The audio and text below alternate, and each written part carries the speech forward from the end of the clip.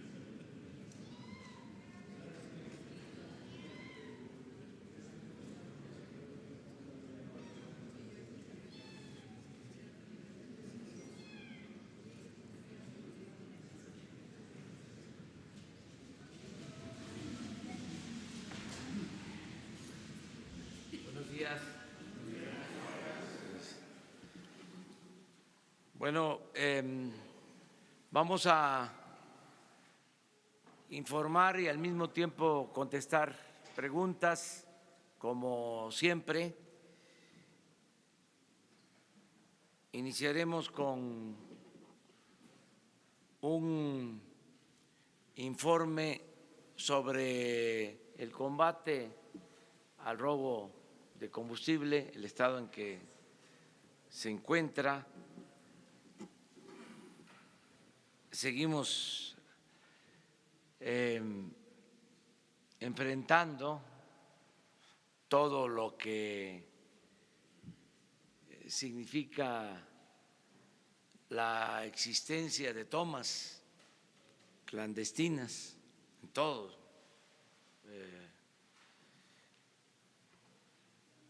el entorno de los por donde pasan los ductos.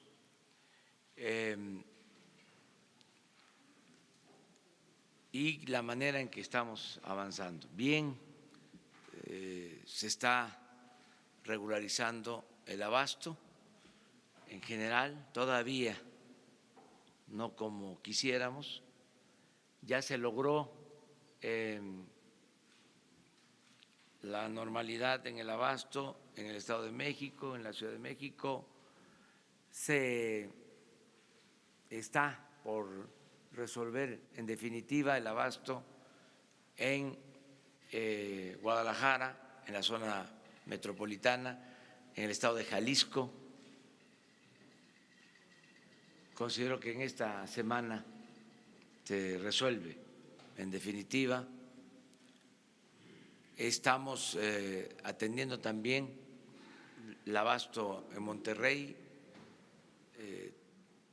Vamos poco a poco resolviendo el problema de abasto en Guanajuato, en Querétaro, Michoacán, que son los estados con más problemas.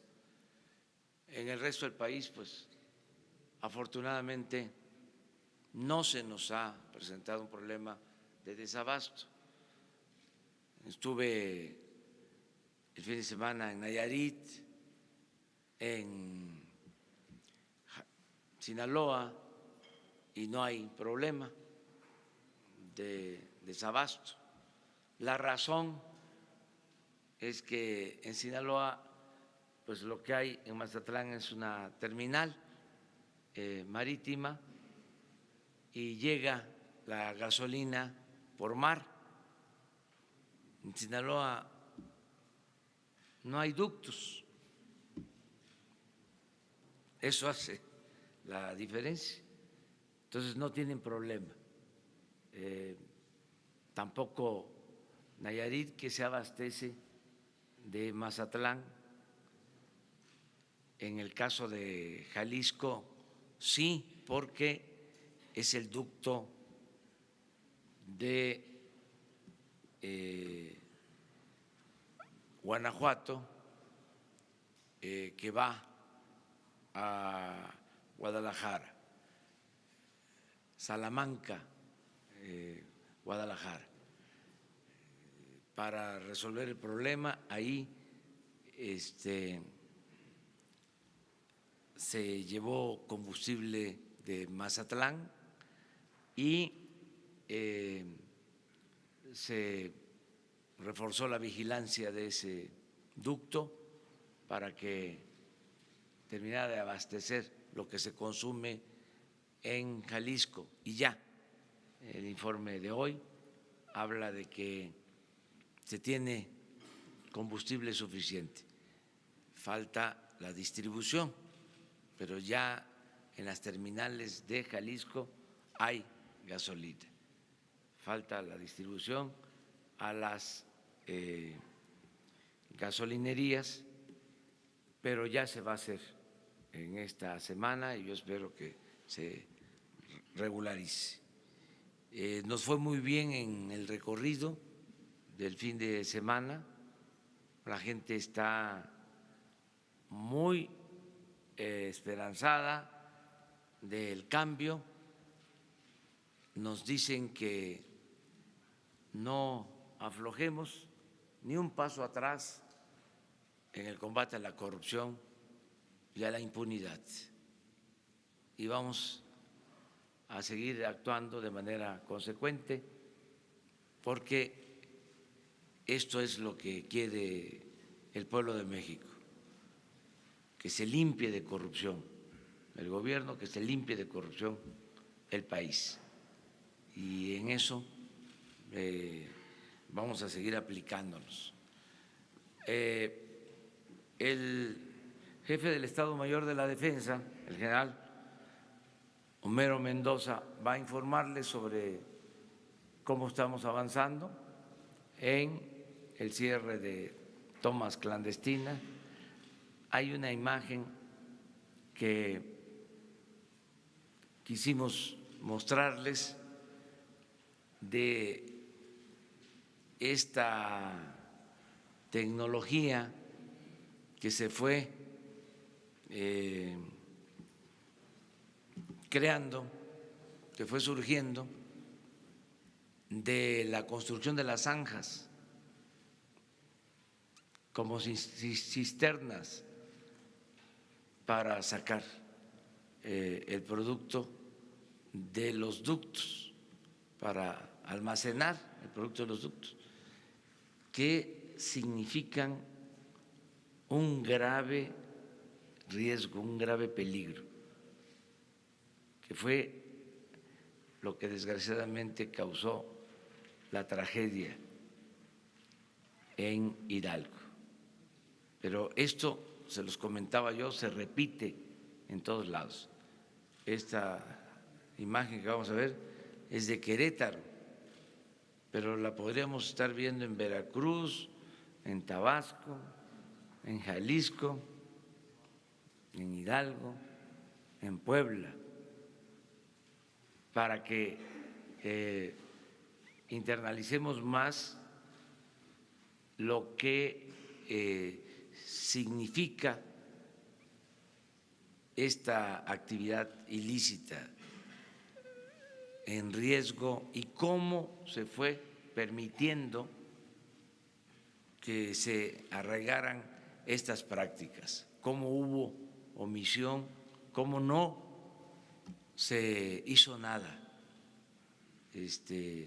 cómo se permitió que se llevaran a cabo estas actividades. Entonces, le damos la palabra al general. Muchas gracias. Muy buenos días. Me voy a permitir presentarles una gráfica que describe el esfuerzo que han hecho las Fuerzas Armadas, la Policía Federal y Pemex para la detección y atención de las tomas clandestinas.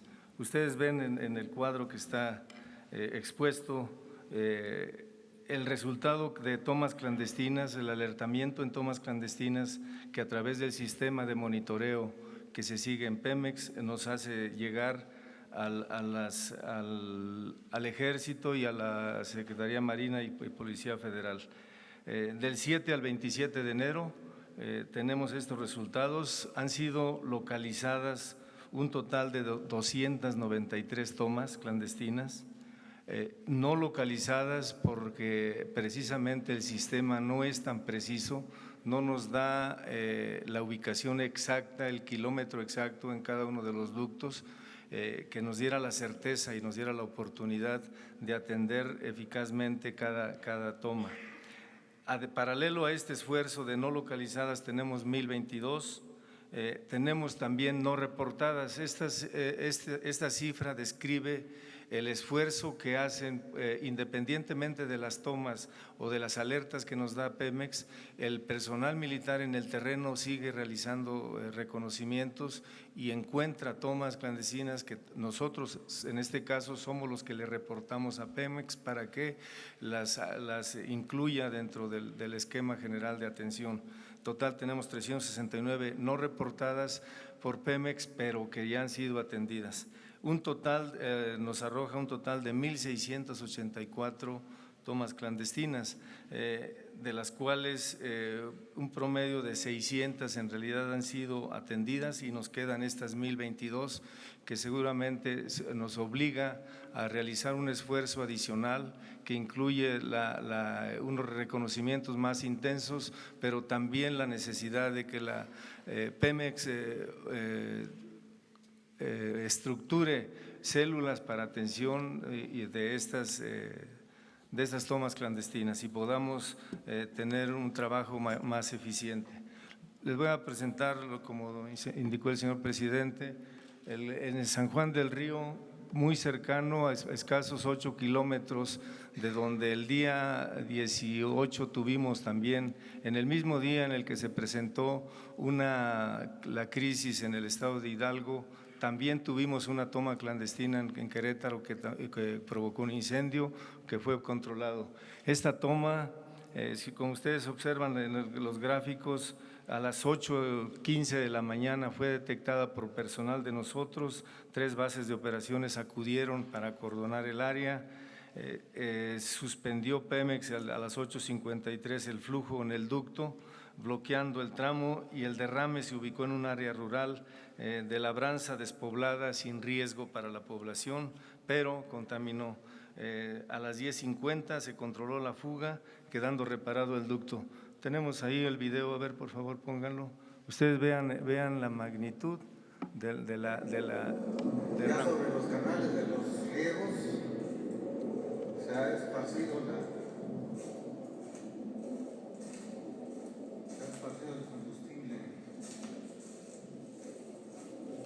Ya se tomó conocimientos de la física de Pemex, ya viene ductos.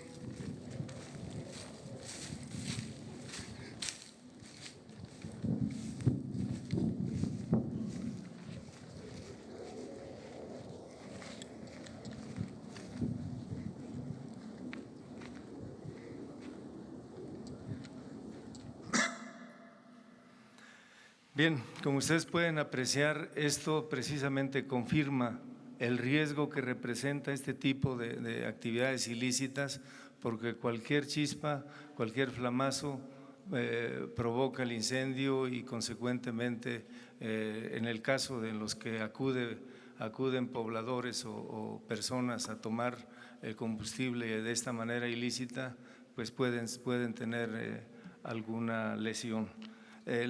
Tenemos otra toma clandestina. Esta tiene una particularidad, esta se fue encontrada en el tramo Salamanca-Guadalajara, en el municipio de Zapotlanejo. La particularidad de esta toma es que está sobre el ducto, no se percibía ningún olor, no había aroma, no había signos de que pudiera estarse utilizando, siguiendo el recorrido de la manguera, una manguera de alta presión. A 2 kilómetros del lugar encontramos el sitio en donde se estaba envasando el líquido. Esto nos obliga a nosotros, al personal que realiza reconocimientos terrestres, a extender sus reconocimientos, a hacer el esfuerzo a ambos lados de los poliductos para cerciorarnos de que no existan este tipo de tomas o este tipo de áreas de almacenamiento. ¿Es cuánto, señor presidente? Pues ahora los datos tristes sobre fallecidos y heridos por la tragedia de Hidalgo, el doctor Alcocer nos va a informar. Gracias, señor presidente. Muy buenos días. Efectivamente, seguimos en otro censo. Este es un censo entre la vida y la muerte, como que saben ustedes. Les quiero señalar que el fin de semana, en particular el sábado, fue el primer día en que no hubo un solo fallecimiento a consecuencia de este gran desastre. En las últimas 48 horas, entonces, fue solo un paciente fallecido. Tenemos en total 115 lesionados fallecidos a nivel hospitalario y lo que se ha recogido hasta ahora. Su ubicación, la mayor parte han sido concentrados en la Ciudad de México, 22 de ellos, en el Estado de México 4, en el Estado de Hidalgo siguen 3 pacientes y 3 también en Galveston que fueron trasladados en días pasados. En este informe, digamos, bueno, en el sentido de que van disminuyendo las muertes, les quiero comunicar que tuve la oportunidad de hacer una visita personal a los 8 pacientes que se encuentran en el Instituto Nacional de Rehabilitación, en el Centro Especializado de Investigación en Quemados, donde se pudo constatar en algunos de estos pacientes, todavía en gravedad, ya hay un estado de conciencia de ellos, están conscientes de su situación. Se ha iniciado la labor de mediano plazo con los injertos que tienen que recibir, con una buena aceptación y desde luego los familiares ya están conscientes de esto, mandan saludos, agradecimientos y pude constatar entre estos agradecimientos al señor presidente de la República y más aún el evaluar que no les falta nada en los recursos, que médicamente así fue verificado por su servidor y en lo cual están avanzando en lo que se les debe dar a todos ellos. Muchas gracias, esa es la información. ¿Perdón? 32. Doctor, perdón. El estado de salud de estas 32 personas podría considerarse como delicado, grave o cuál es su evolución. Sí, y sin lo dinámico de esto, hablar de estas cifras no es fácil. La gran mayoría, por una lógica de que los más graves han fallecido, tienen un futuro, un pronóstico mejor. Sin embargo, todavía hay la mitad de ellos, podríamos decir en forma aproximada, tienen que pasar, están de una terapia intensiva, tienen que pasar a una situación más estable y donde desde luego esto se acompaña de potenciales decesos, pero desde la perspectiva médica esto va mucho mejor al cumplirse 9 días de esta situación. Muchas gracias. Muy bien, pues entonces vamos a preguntas y respuestas. Ayúdenme, ¿no?, para proponer. Vamos acá, a la derecha. Una pregunta pendiente respecto a su posición sobre la operación de la planta de Laguna Verde en el estado de Veracruz. Perdone que lo oía este tema, pero en Veracruz es un tema de protección civil. Los caminos de protección de esta planta no están a la altura de las circunstancias, como punto número 1, y piden los veracruzanos, señor presidente, que se someta a consulta la operación de Laguna Verde. 30 años de mares de corrupción y falta de seguridad, por un lado. Por el otro lado, señor presidente, hay 2 tenientes coroneles y 2 generales involucrados con el tema del huachicoleo. Usted mismo lo comentó en alguna ocasión. ¿Qué se hará sobre el particular? Porque ellos son parte de la espiral de corrupción con el tema del huachicol. Y finalmente, señor presidente, en el caso de Venezuela hay un vicepresidente actualmente del gobierno venezolano que es investigado por los Estados Unidos por presuntos vínculos con el narcotráfico. Si eso podría cambiar la posición del gobierno mexicano en el caso de Venezuela. Sí, lo de Laguna Verde sería cosa de pedir a la Comisión Federal de Electricidad un reporte, lo vamos a solicitar para informarles a ustedes con elementos técnicos creíbles, sólidos. Y en el caso de las investigaciones de quienes pudieran estar involucrados en todo lo que es el robo de combustibles o tener alguna responsabilidad por omisión, ya la Procuraduría, ahora Fiscalía General, tiene abiertas todas las investigaciones. En el caso de el general que actuaba como representante de el ejército en la embajada de Panamá. Ya me ha informado el secretario de la Defensa que se le pidió su regreso para que si tiene alguna responsabilidad sea investigado. Esa es la información que tengo al respecto. Sobre Venezuela, nuestra postura pues es la misma, es lo que establece nuestra Constitución, no nos vamos a mover de ahí porque tenemos que ser respetuosos de los principios de no intervención, de autodeterminación de los pueblos, de solución pacífica de las controversias. Esto se ha aplicado durante mucho tiempo en la política exterior mexicana, son principios básicos. Cuando no se han aplicado estos principios, no se ve bien. La recomendación de nuestros diplomáticos es que nos ciñamos, que nos ajustemos a los principios constitucionales, que seamos muy prudentes de no intervenir en asuntos de otros pueblos, para que también de esa manera podamos fortalecer nuestra soberanía, que no haya ningún gobierno extranjero, ninguna hegemonía que quiera entrometerse en asuntos internos de México. Es un principio. Cuando triunfa la República, luego de derrotar a los invasores extranjeros,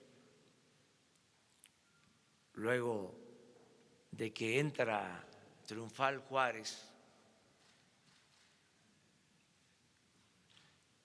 al triunfo del movimiento liberal, de la derrota del conservadurismo, cuando se reafirma de que México iba a ser un país libre, independiente, soberano, es cuando se pronuncia ese memorable discurso cuya frase sintetiza lo que es nuestra política exterior entre las personas, entre los individuos, como entre las naciones. El respeto al derecho ajeno es la paz. Dicen algunos que es un principio anacrónico, que han cambiado las cosas. Nosotros consideramos que es un principio vigente. Tan es así que está en nuestra Constitución, en el artículo 89, fracción 10ª. Entonces, vamos a seguir actuando de esa forma, de esa manera. Gracias, presidente. Buenos días, Estefan Ochoa de ADN 40. Yo quisiera saber cuál es su reacción sobre el tuit que esta mañana publica el expresidente Vicente Fox, señalando que Olga Sánchez Cordero y Alejandro Hertz Manero trabajaron con él de la mano desde la Suprema Corte y con las fugas de los ductos. Esto en relación a lo que nos comentó el viernes pasado. Y en otro tema, preguntarle si en el encuentro que tuvo con el gobernador del Estado de México, Alejandro del Mazo, hablaron sobre el tema del feminicidio, porque el día de ayer fue encontrado el cuerpo de una niña de 11 años en Chimalhuacán después de haber desaparecido hace algunos días. Gracias. No voy a engancharme con ese asunto del expresidente Fox. Él está muy activo, opinando bastante. Yo lo único que puedo decir que en un sistema político como el nuestro la responsabilidad principal la tiene el presidente, no los colaboradores. Si hay voluntad política del presidente de que las cosas cambien, se logran los cambios. Si el presidente dice no va a haber corrupción y hay esa voluntad política de evitar la corrupción, se avanza. El ejemplo se da arriba, no tiene que ver con los colaboradores. Ese es mi punto de vista. En general, como concepto, depende de los presidentes. Por eso, cuando se habla de juzgar a corruptos, siempre he pensado que se tiene que empezar, si eso es lo que conviene a la nación, de arriba para abajo.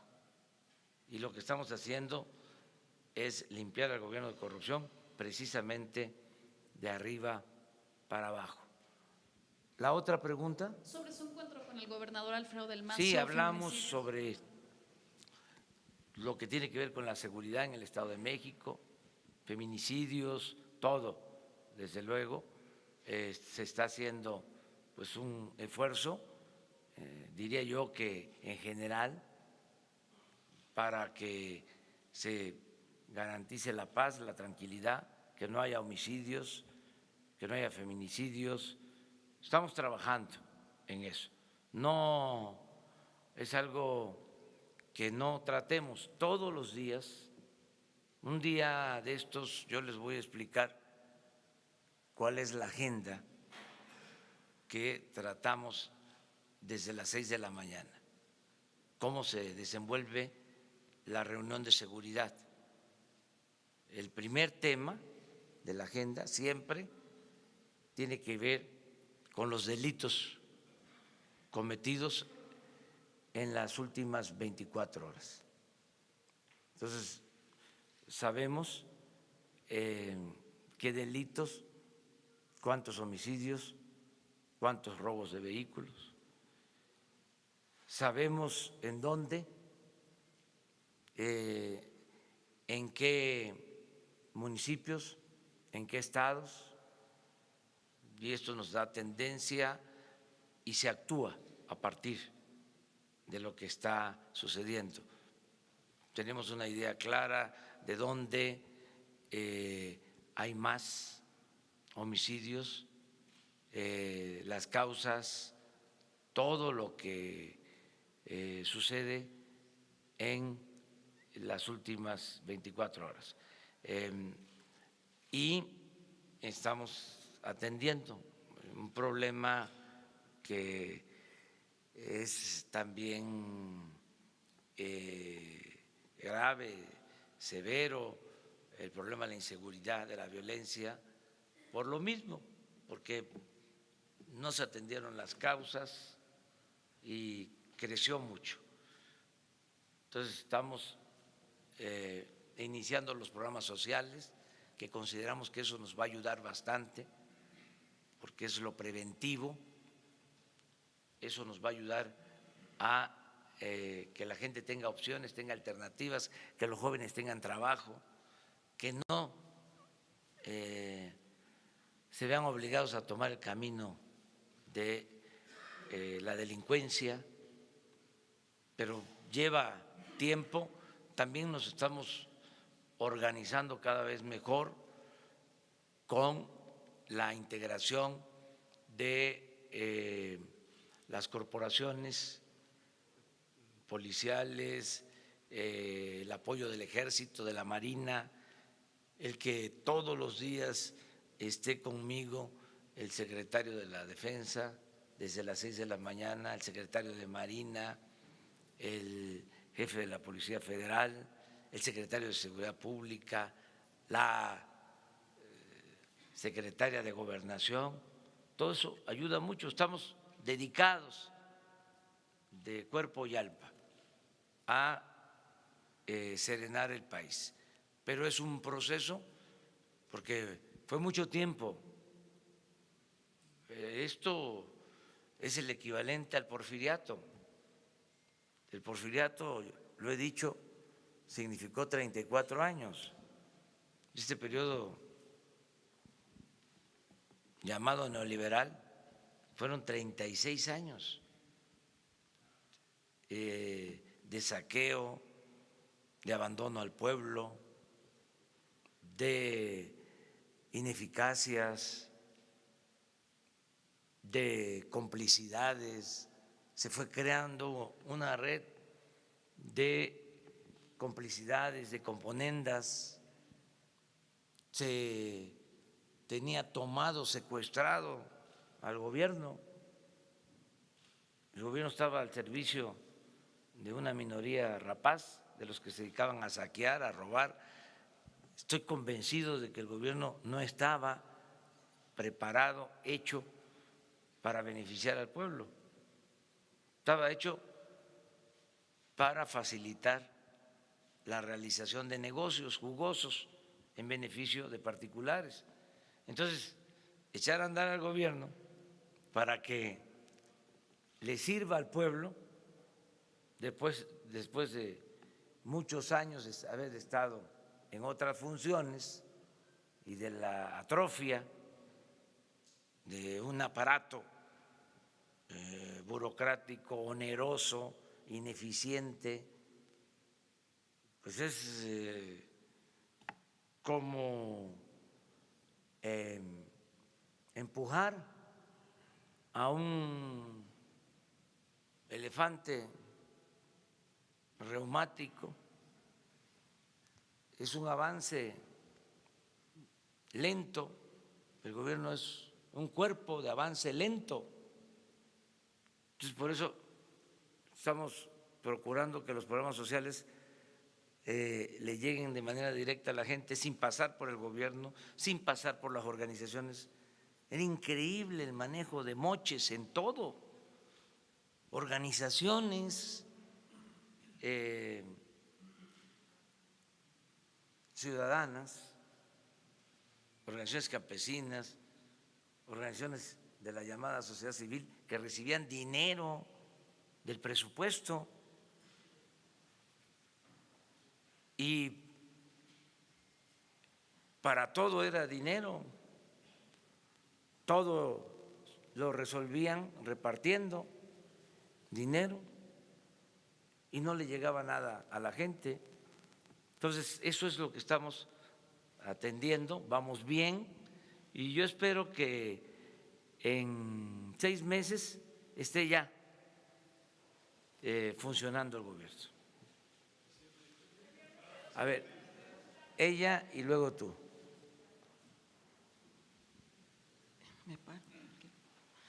Gracias, señor presidente. Nancy Rodríguez, del portal Oro Sólido en Redes. Precisamente en este contexto, señor presidente, la semana pasada usted le comentó al compañero Vicente Serrano de Sin Censura, algo textual, aquí lo leo, dice: no hace falta que ustedes me den nombres de autoridades, que lo hagan aquí por represalias que pueda haber. Efectivamente, ser periodista en México es muy peligroso, casi como ser policía o soldado, ¿no? Pero pues ni un paso atrás, señor presidente. De alguna manera nosotros lo sabemos y pues hay que seguir denunciando y más a los corruptos, ¿no? Y señalando. Entonces mi pregunta es si usted ya sabe o ha advertido o tiene conocimiento de algunas amenazas a los reporteros que venimos a su conferencia. Gracias. No, nada de eso. ¿O por Y qué lo dije porque todos podemos ayudar en el combate a la corrupción. Y en el caso del gobierno nuestro, o sea, a mí me ayuda mucho si ustedes señalan que hay un funcionario público, como se hizo aquí. Alguien planteó de que habían 3 funcionarios nombrados en Pemex que estaban presuntamente involucrados en la estafa maestra. Entonces dijimos, vamos a investigar, ya tenemos un plazo de una semana, ya le pedimos a la secretaria de la Función Pública que nos informe. Ya va corriendo el tiempo, creo que a mitad de semana se cumple el plazo y aquí les decimos sobre estos 3 servidores públicos. Esa es una contribución porque eso yo no lo sabía. Es parte de la investigación periodística. No quiere decir que la investigación periodística sea acertada y que con una investigación periodística ya se destituye a un servidor público. Pero si hay elementos, si esa investigación periodística se puede complementar con una investigación de la Secretaría de la Función Pública y resulta de que sí hay una vinculación, pues entonces en automático se despide al servidor público. A eso me refería, que nos ayuden, que ya no haya impunidad para nadie y que con absoluta libertad se exprese. Y hay distintas maneras de hacerme llegar la información y yo podría recibirla. Afortunadamente no hay censura ni hay ningún problema de amenaza a quienes hacen denuncia y no lo vamos a permitir.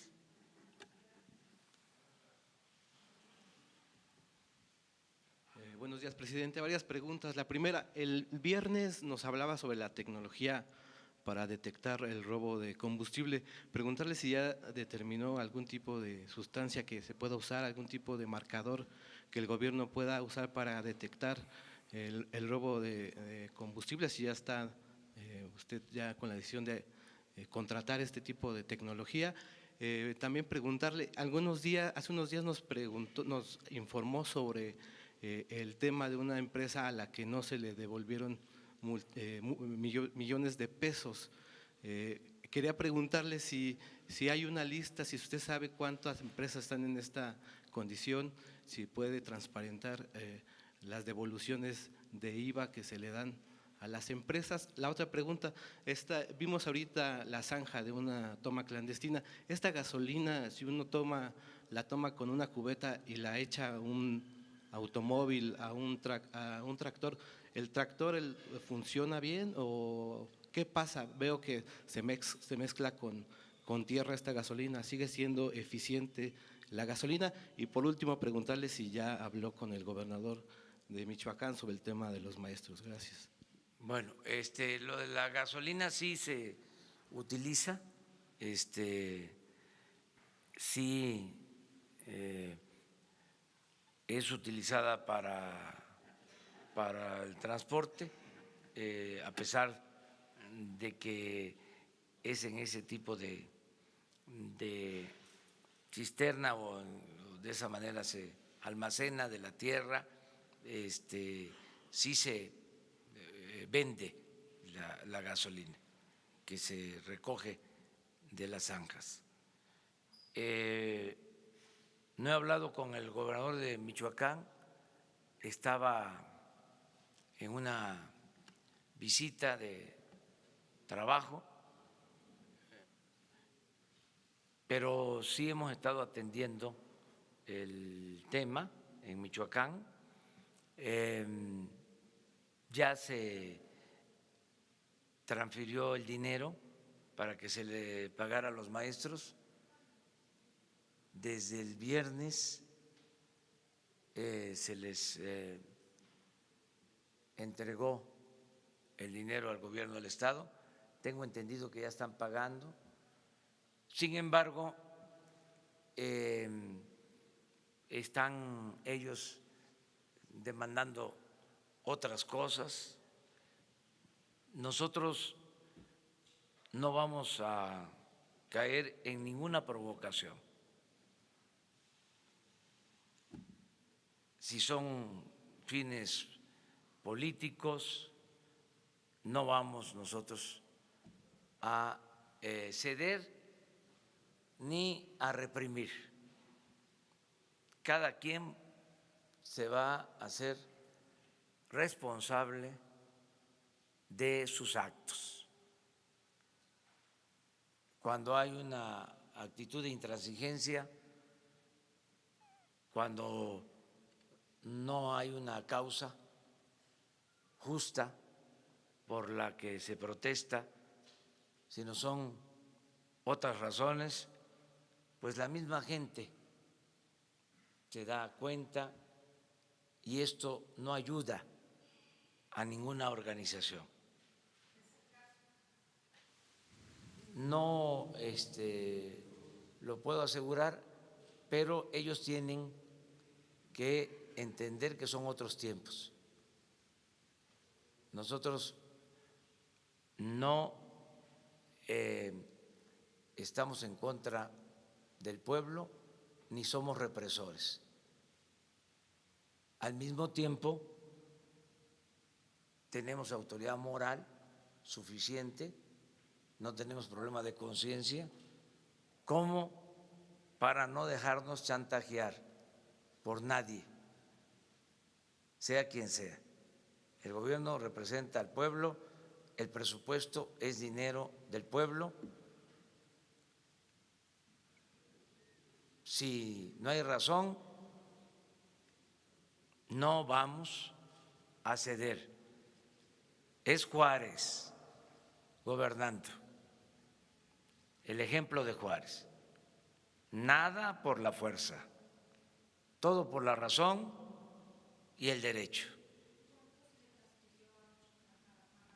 No tengo el dato, pero era lo que se estaba solicitando. Aclaro que no es una responsabilidad del gobierno federal, es del gobierno del Estado. Se le adelantó al gobierno del Estado un recurso para que pudiera atender la demanda. Sí, ellos dicen que de todas maneras le van a seguir y que ahora va a ser por otras razones, están en libertad.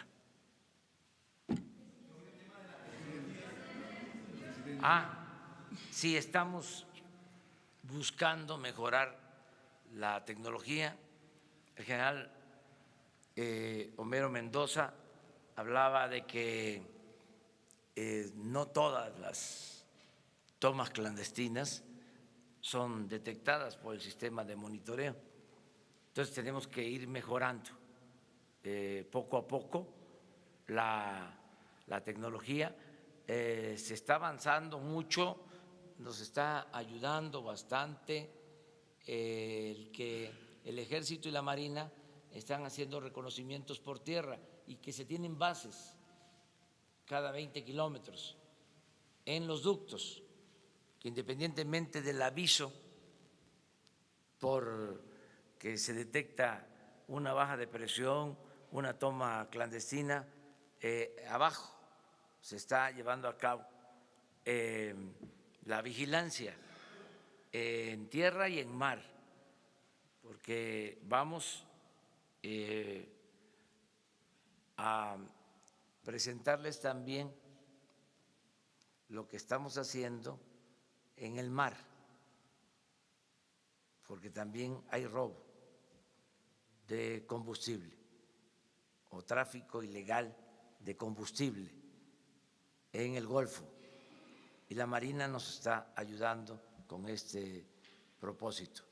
Hay un hecho que es muy alentador, a pesar de los pesares, porque nos sigue doliendo mucho lo de la explosión de Hidalgo, lo de la pérdida de vidas humanas.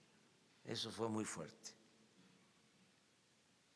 Pero entre las cosas favorables de esta estrategia está en el hecho que se va a demostrar de la disminución del robo. No sé si tengan por ahí la gráfica de el robo hasta ayer. En una de esas la podemos mostrar. O sea, hemos logrado ahorrar en términos generales desde que empezó esta estrategia. Aquí está, mire.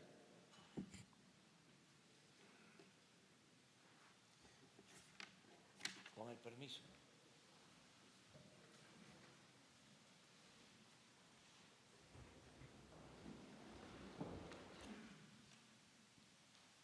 Este es el promedio de lo que se robaban en el 18. En miles de barriles. 56,000 barriles diarios. A ver si alcanzan ustedes a ver, porque yo aquí ya no veo. ¿Mande? Sí, noviembre.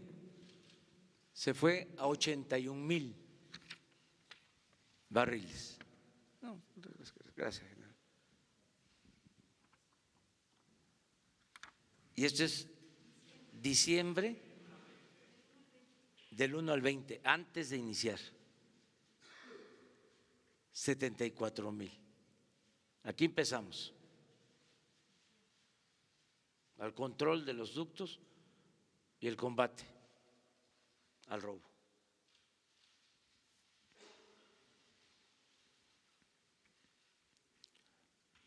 %65 menos en dinero, un poco más de 5,000 millones de pesos de ahorro en general, porque esto ha implicado más vigilancia. Se usan aviones para vuelo nocturno, que operar esos aviones cuesta. Hemos tenido que cerrar ductos y transportar combustible por pipa, que cuesta más. De todas maneras, es muy importante lo que hemos conseguido. Si seguimos así, pues ya no se van a robar los 65,000 millones que se robaron el año pasado. Y vamos a poder liberar fondos y vamos a poder enfrentar este asunto. Sí, aquí me están pasando el informe.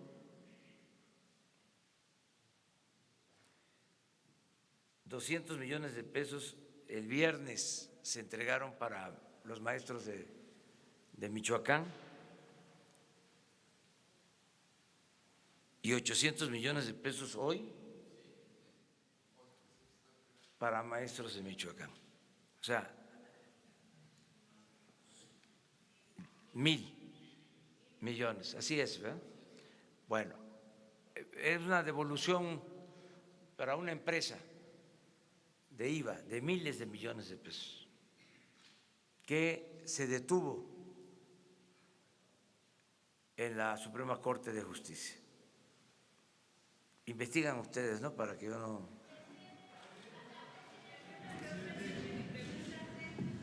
Vamos poco a poco. Tenemos tiempo, ¿no?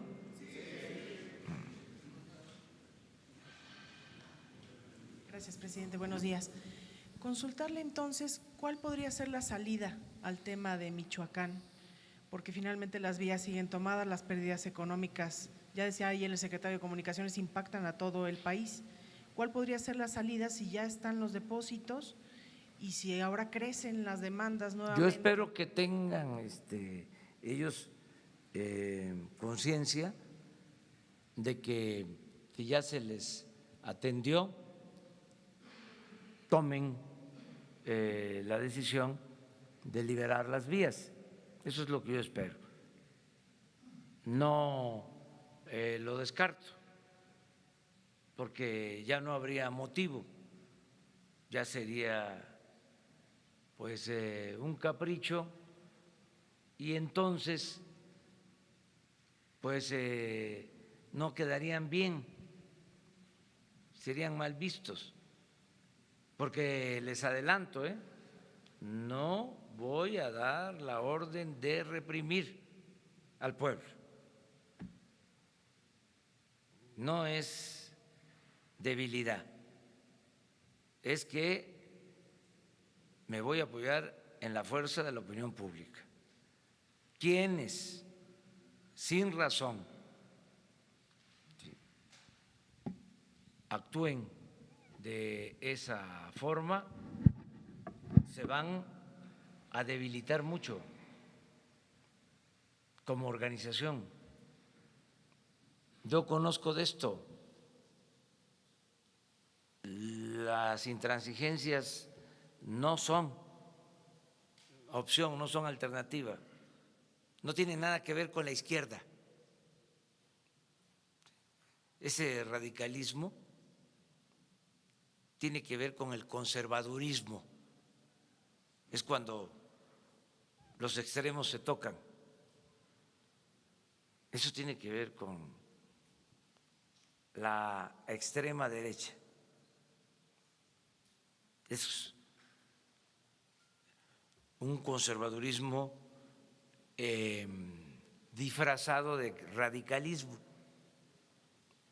Eso hay mucho, pero eso no prospera, porque no hay un gobierno antipopular, no existe un gobierno entreguista, no existe un gobierno corrupto,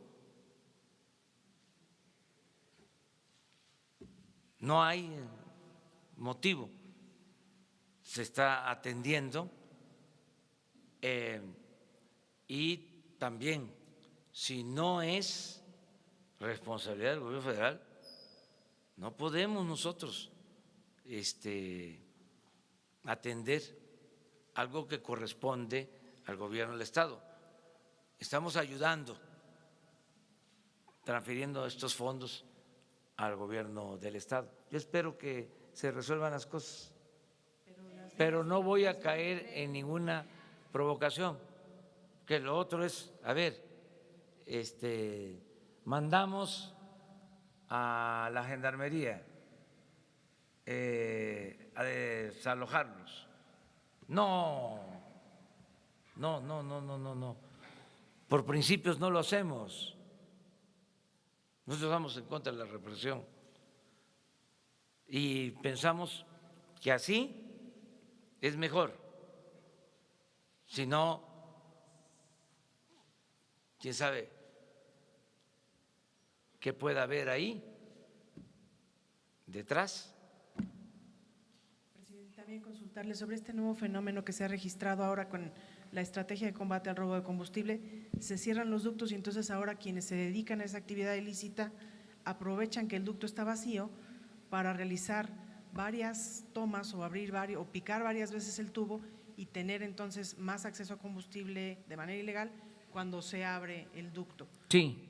¿Este fenómeno cómo lo van a enfrentar? Lo estamos atendiendo. En efecto, se carga el ducto, se empaqueta, así se le dice, y lo pinchan, se tiene que cerrar y lo que queda de producto es lo que ordeñan, es lo que extraen, pero ya estamos viendo eso también. ¿Mande? ¿No resulta contraproducente el haber No. cerrado y que se generen más No, pinchazos? es que antes, y ese es el cambio, se mantenía abierto, sonaba la alarma, podía estar todo un día sonando la alarma de la fuga, de la toma clandestina, de la baja de presión, y no se atendía. y a veces se argumentaba de que era para no afectar el abasto. Entonces, no afectas el abasto, pero permites el robo. Entonces, lo que se hizo fue cerrar cada vez que tenemos una baja de presión y ir al terreno para evitar que se roben el combustible. Pero sí hay eso que tú estás planteando. Lo vamos a ir corrigiendo. Precisamente por eso no se termina. Además, era una práctica muy arraigada.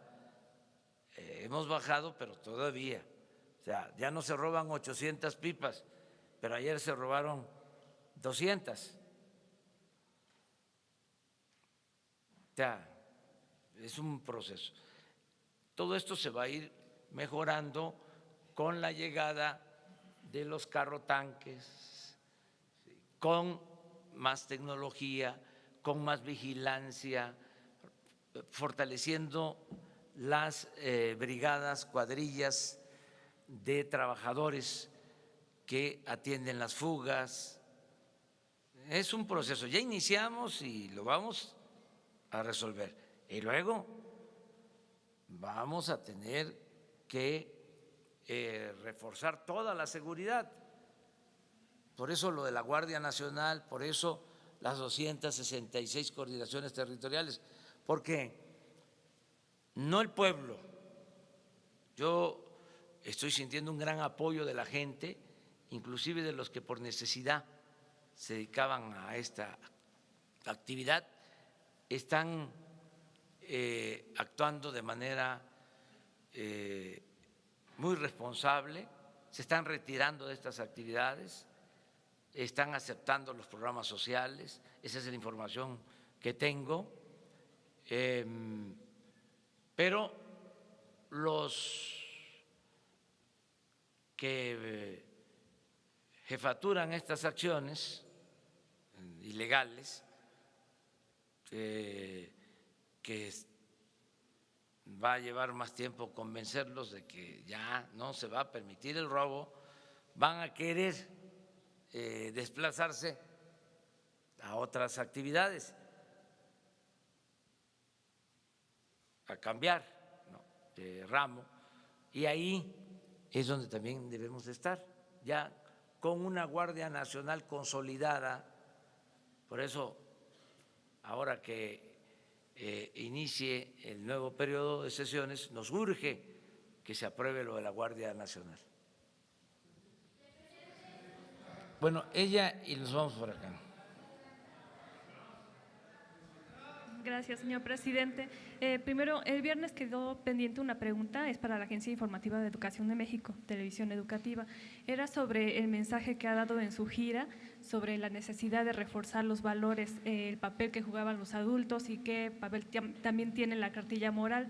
Y aprovechando, preguntar sobre la gira que realizó ayer, si nos pudiera detallar un poco más sobre la estrategia nacional de lectura, a dónde se va a distribuir, de qué manera, cómo se va a evaluar, si tiene beneficios. Bueno, no sé si tengan por ahí una cartilla moral para mostrarla. Ahora la conseguimos. Se van a imprimir 10 millones de cartillas. Es un texto, sí, préstamelo.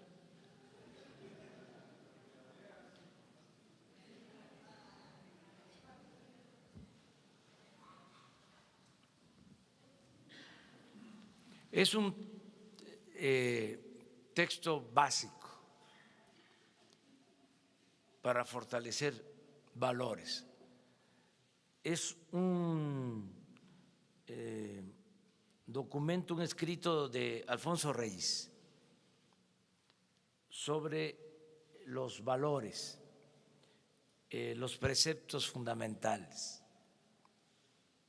el amor a la familia, el amor a la naturaleza, el amor a la patria, el amor al prójimo, y consideramos que es fundamental porque necesitamos avanzar en el bienestar material y también en lo que se relaciona con el bienestar del alma. No solo de pan vive el hombre. Ayer citaba a un poeta español, Paco Ignacio Taibo, que decía: si tengo hambre, que me den la mitad de un pan y la otra mitad que me la entreguen con un libro. Eso es lo que tenemos que procurar, que la transformación se dé fincada en dos pies, lo material y lo espiritual, el fortalecimiento de valores. A veces se confunde y se piensa que tiene que ver con lo religioso. Alfonso Reyes lo aclara muy bien. No, son valores que se han preservado a lo largo de la historia, desde los griegos, desde antes del cristianismo. Y estos valores, pues necesitamos infundirlos, pero además ya se tienen en nuestra sociedad, en nuestras familias, en los pueblos, en las comunidades. Nada más que por el predominio del individualismo, de lo material, han quedado eclipsados valores, pero son tan fuertes que no han desaparecido,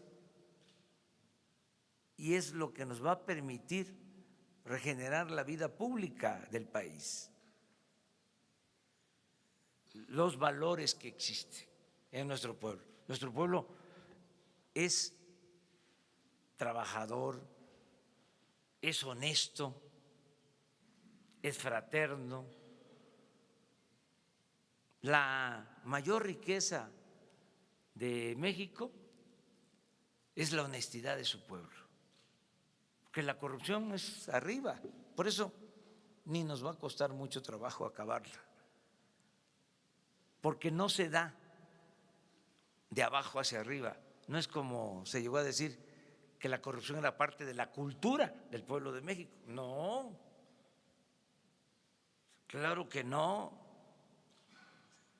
Nuestro pueblo tiene muchos valores. Entonces, esta cartilla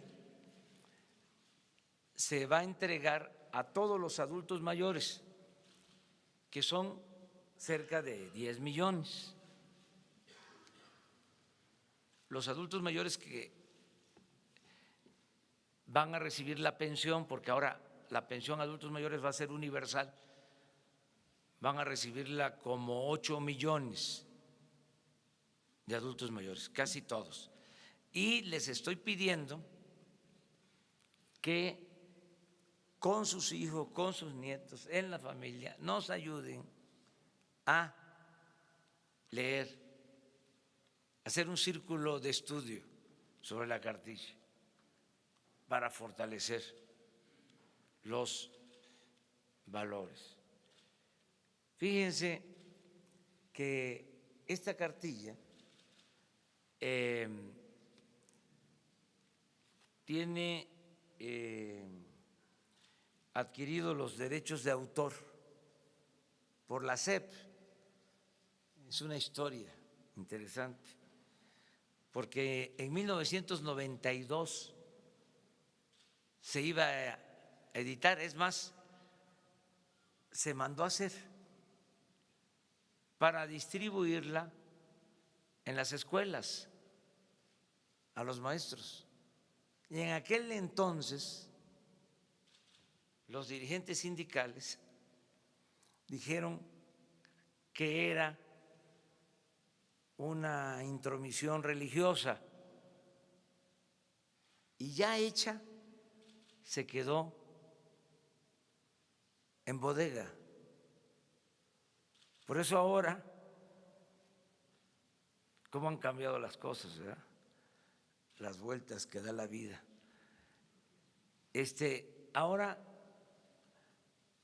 no nos costó porque tenemos los derechos de autor de aquel entonces y además pues ya no hay oposición porque ya se entiende que no tiene que ver con lo religioso, que es una concepción laica del fortalecimiento de valores y que además es necesario ante la descomposición social que se padece.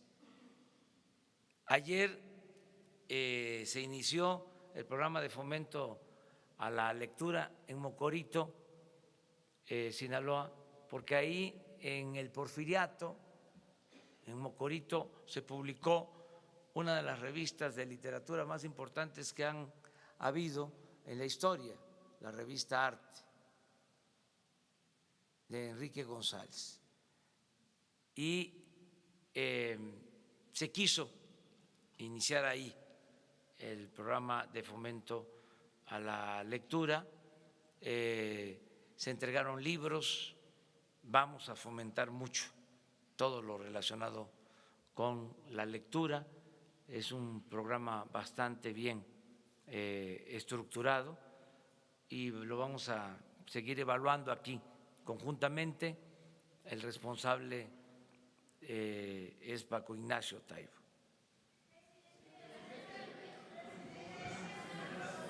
Vamos atrás, contigo. Cerca de 200,000 millones de pesos en minusvalías en las Afores. ¿Qué nos puede decir al respecto? Esto después del anuncio de la cancelación del nuevo aeropuerto de la Ciudad de México. Y por otra parte, el Banco de México ya ha anunciado que este año se va a unir a su proyecto de austeridad y entre los recortes que va a hacer es el destinado a emitir billetes y monedas para proveerlos a la economía mexicana. ¿Qué nos puede decir también al respecto? Gracias. Bueno, vamos muy bien en economía, en finanzas. Les doy un dato.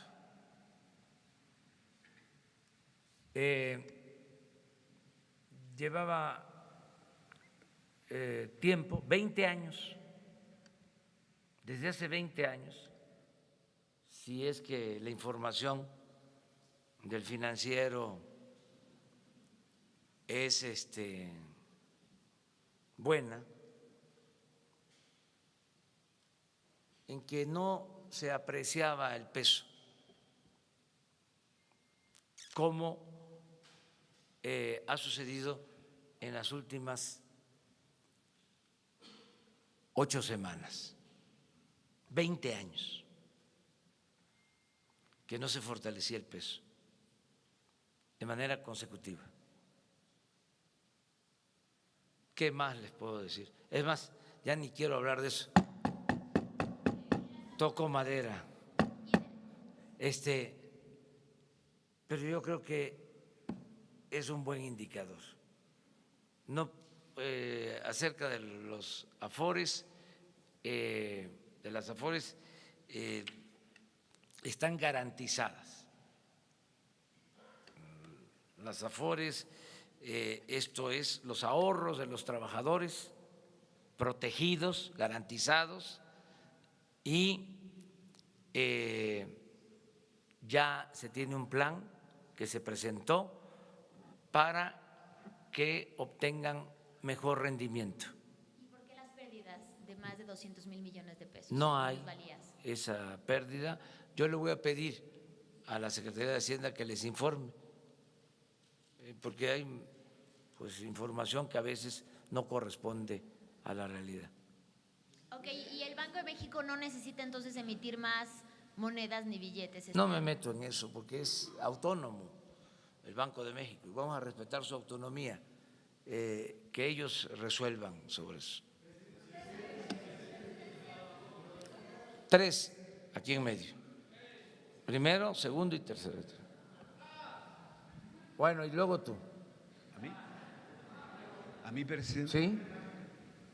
Presidente, buenos días. Carlos Pozos, de Líderes Mexicanos y Petróleo y Energía.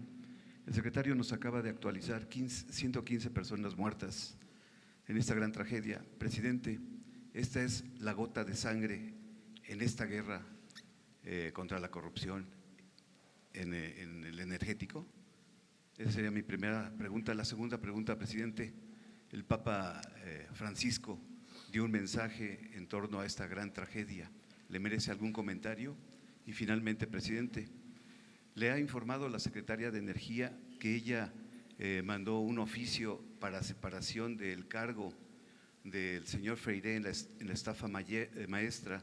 Se lo mandó al director general de Pemex Transformación. ¿Está usted enterado de esta información?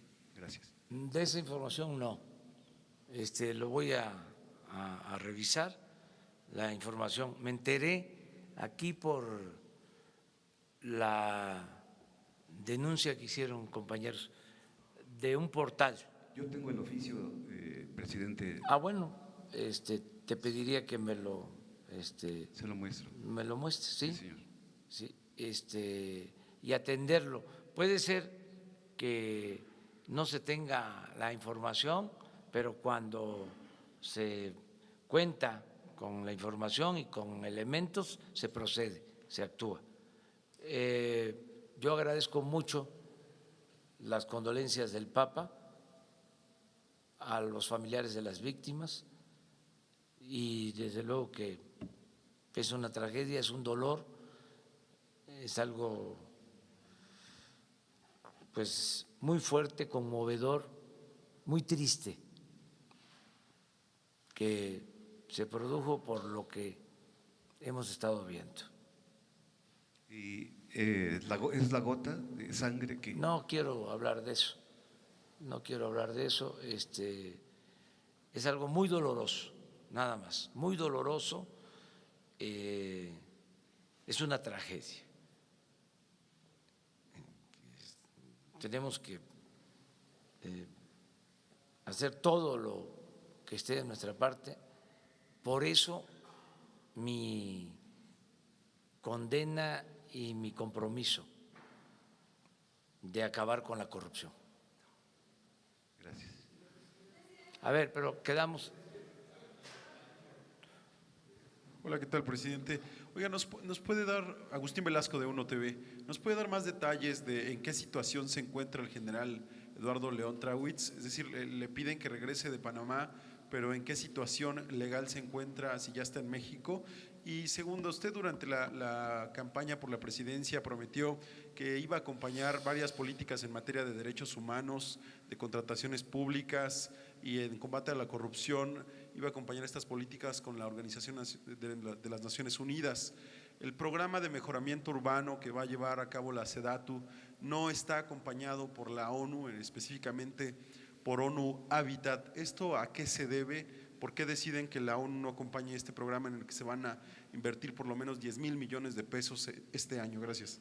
En todos los casos va a estar la ONU, va a estar la Oficina de Transparencia de la ONU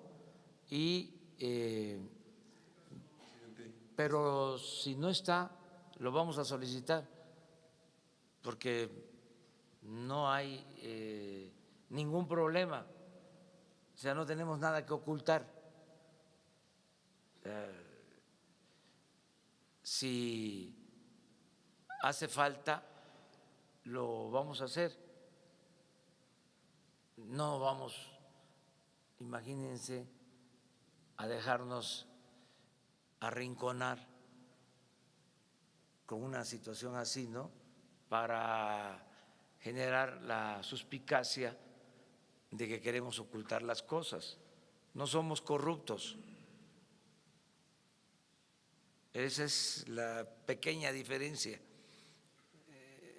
Entonces, por eso esta rueda de prensa, que es más un diálogo circular, aquí vamos tomando nota, esto que tú estás planteando, que propones, seguramente le va a llegar al secretario de Desarrollo Urbano, a Román Meyer, y se va a proceder para que intervenga la ONU en lo que estás planteando.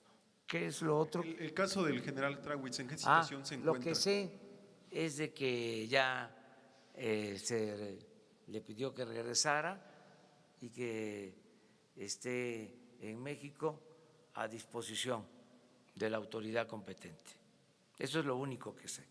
Tengo más información, pero no puedo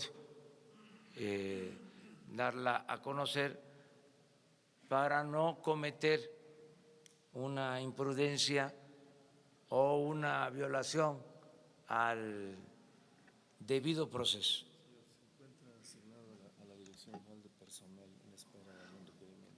A ver, usted mismo.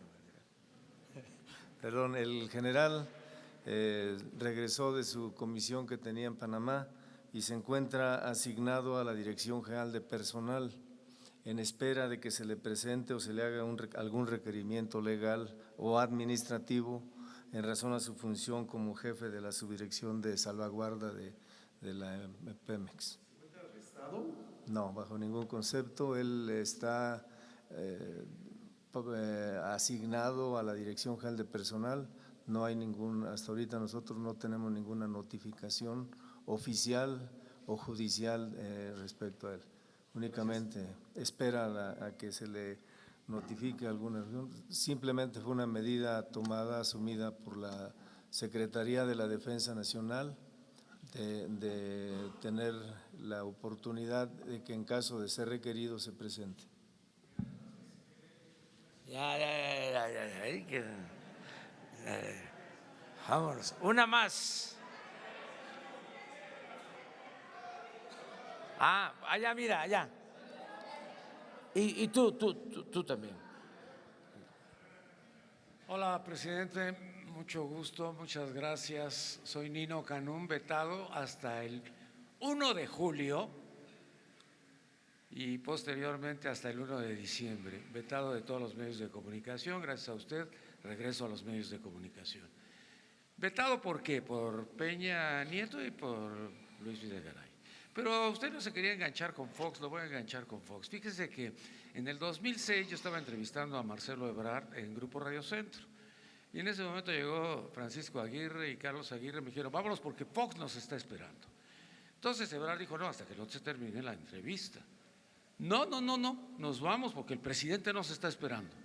Bueno, pues ya llegamos a Los Pinos y, oh sorpresa, estaba el presidente Fox con Luis Carlos Ugalde, presidente del IFE. Dije, caramba, se juntaron ambos.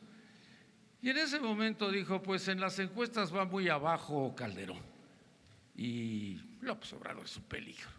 Vamos a ver qué tenemos que hacer para ayudarlo a Calderón. Bueno, tú, Nino, vas a conducir todos los noticiarios de ese día, vas a conducir todas las estaciones radiofónicas de Grupo Radio Centro el día en que se lleve a cabo la elección.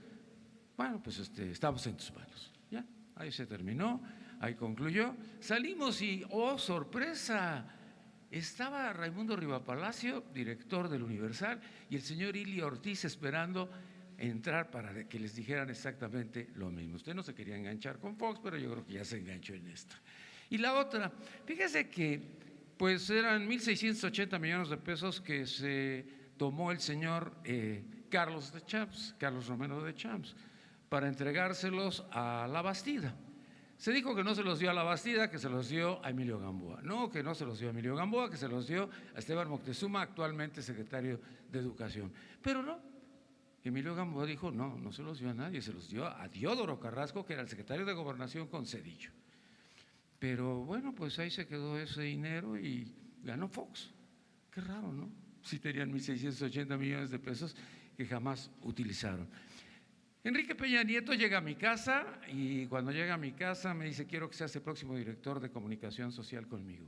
Entonces yo le agradecí enormemente, le dije que no, que muchas gracias, que pues yo no sabía de eso, cómo iba a ser director de comunicación. Le pidió a mi esposa Mara que lo ayudara también y pues le dijimos que no, que muchas gracias, y entonces se levantó y me dijo, a un presidente de la República nunca se le dice no. y se salió y nunca más volvió a saber de nadie de ellos y quedé vetado. Y yo me pregunto, con todo esto que ha venido sucediendo y que se habla mucho de Romero de Champs, ¿Romero de Champs va a tener algún problema? Porque hay un frente independiente petrolero de Sergio Morales, creo que se llama, que tiene no sé cuántos años pugnando porque, bueno, pues se investigue a Romero de Champs, pero parece que pues hay mucha complicidad de los presidentes o de los anteriores, como usted dice. Se ven muy traviesos. Yo veo muy travieso al Fox, veo muy travieso al Calderón y veo muy travieso al Peña, como usted menciona.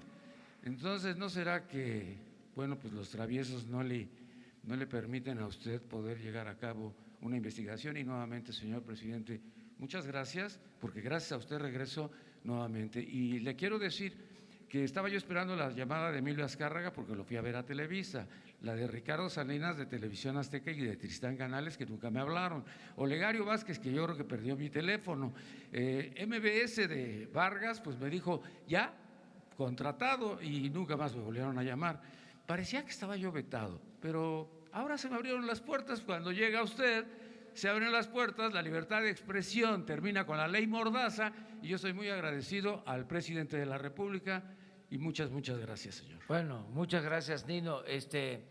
Pues qué interesante, ¿no?, poder tener estos diálogos abiertos, que hablemos aquí con libertad y con franqueza. Esto es la comunicación sin censura. Felicidades por regresar, ¿sí? Que te vaya. Gracias a usted. No. Si usted no hubiera llegado a la presidencia, yo seguiría vetado. No. Tenía yo la sede, pero yo no Vamos a decir que es por la voluntad de los ciudadanos que decidieron que lleváramos a cabo un cambio en el país. Fueron millones de mexicanos que votaron por un cambio verdadero. Y acerca de lo que estás diciendo de Romero de Champs, a una pregunta del Reforma, yo dije que íbamos a solicitar información sobre el estado que guardan las denuncias contra Romero de Champs, si existían denuncias sobre robo de combustible. Y ya pasó el tiempo, yo hago el compromiso con ustedes de que pasado mañana informamos. Ya había una solicitud que se hizo, Gobernación hizo la solicitud a la Fiscalía General, se dio una respuesta, pero se está indagando más. ¿Se acuerdan que surgió el tema porque hubo una investigación periodística? Yo dije, bueno, esa es la investigación periodística, pero vamos a ver qué pasa en el proceso legal judicial, porque no podemos solo basarnos en una investigación periodística. Entonces estamos recabando información para ver cómo están estas denuncias, si existen estas denuncias, y aquí con toda transparencia informarlo a ustedes. Pasado mañana. Señor presidente, muchas gracias. Gracias a usted, regreso a trabajar. Gracias a usted, no al pueblo de México. Gracias al presidente de la República, presidente constitucional de los Estados Unidos mexicanos. Muchas gracias. Bueno, mañana.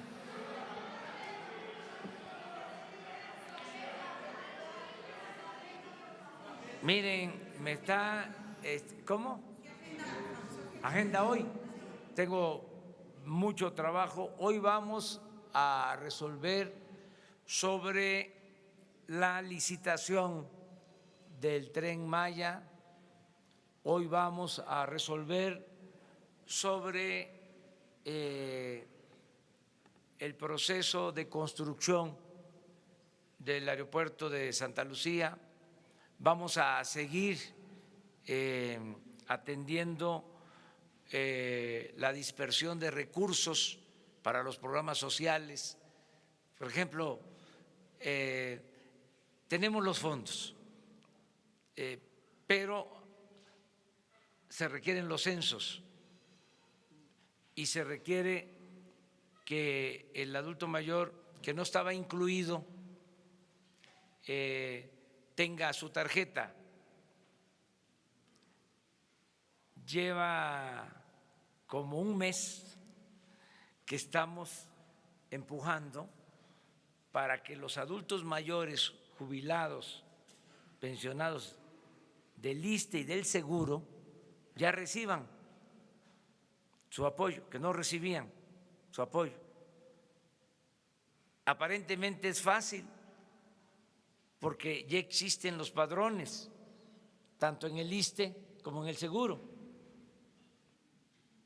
de los que reciben pensiones. Es nada más pues un trabajo técnico decidir de 68 para arriba entregarles los 2.550 pesos adicionales. Pero el cotejar los padrones, el revisar que estén bien, lleva tiempo. Van a recibir 1,5 millones de adultos mayores solo del Seguro Social este apoyo adicional de los 2.550 pesos bimestrales, pero solo hemos podido ya dispersar de ese 1.500.000 450.000. Entonces, ¿qué estamos haciendo? ¿Cuál es el trabajo? Es apurarnos para que se dispersen estos fondos, porque de esa manera, para que tengan una idea, vamos a dispersar como 300.000 millones de pesos con tarjeta, porque ya no se va a entregar el dinero en efectivo, todo va a ser con tarjeta y referenciado, personalizado. No se va a entregar el apoyo a la gente a través de intermediarios. Entonces, elaborar esta nueva mecánica, que el beneficiario reciba el apoyo de manera directa, es de la tesorería al beneficiario, sin pasar los recursos por la estructura administrativa ni por las organizaciones. Entonces, esto requiere de censo, requiere de tener bancos. No hay sucursales de bancos en todas las cabeceras municipales del país, ya no hablemos de los pueblos apartados. Si un estudiante de preparatoria va a recibir 1.600 pesos cada 2 meses y se tiene que trasladar a donde hay un banco, pues se va a gastar 200 pesos en pasaje y en sus refrescos y demás. Entonces estamos buscando la manera de acercar las sucursales bancarias, fortalecer mucho el Banco del Bienestar, que queremos que tenga presencia en todo el territorio nacional. Para eso también es fundamental el que tengamos la conectividad por Internet en el país. Un sistema bancario sin conectividad al Internet no funciona. Entonces, vamos a tener esa conectividad nacional que ahora, repito, es del solo 25% del territorio nacional. Queremos que sea todo el territorio nacional. Afortunadamente, pudimos cancelar en los últimos tiempos una licitación en donde iban a entregar 26,000 kilómetros de las líneas de la Comisión Federal de Electricidad, los cables de fibra óptica. Entonces estamos muy contentos porque con esos 26,000 kilómetros de fibra óptica en todo el país de la Comisión Federal de Electricidad podemos comunicar al país con Internet. Entonces son de las cosas favorables. Eso es lo que estoy haciendo, aparte de que voy a ir a desayunar como ustedes, una guajolota. Provecho.